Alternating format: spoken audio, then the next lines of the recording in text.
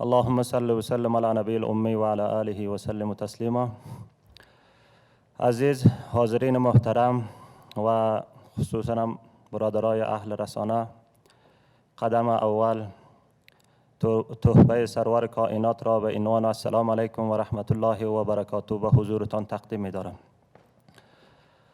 همچنانی که حاج مولوی صاحب محترم شرف الدین شرافت در بخش مشکلات و تلفات‌های اخیری در ارتباط سیلاب‌ها و زلزله زده‌ها بیان کردند، در امو سلسله سیلاب‌ها و مشکلات‌هایی که تلفات جانی آمده بودند و همچنان مالی و کشت زراعتی هم آمدند، از الله بارگاه الهی، از درگاه الهی می خواهیم که این تلفات و مشکلات را اجرش در دنیا آخرت برای او ظلم دیدگی ها، تکلیف دیدگی ها، تلفات دیدگی ها نصیب بگرداند.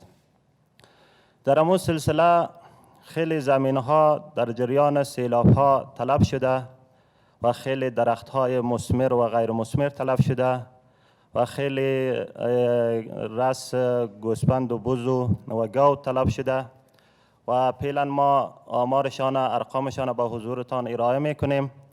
البته در این ارتباط کدام همکاری نشده.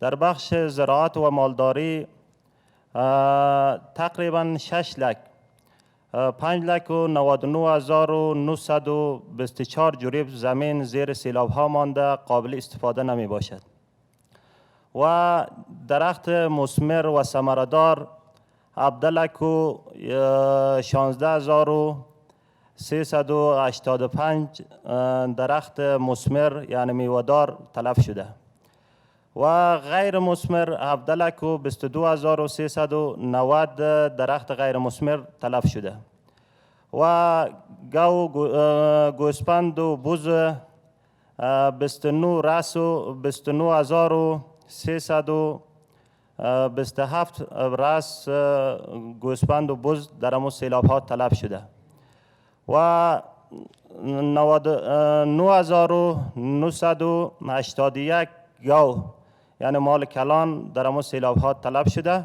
در امو جمله 2 رأس شتر هم می باشد. این همی ارقامی هست که جمله در امو سیلاب ها تلف شده.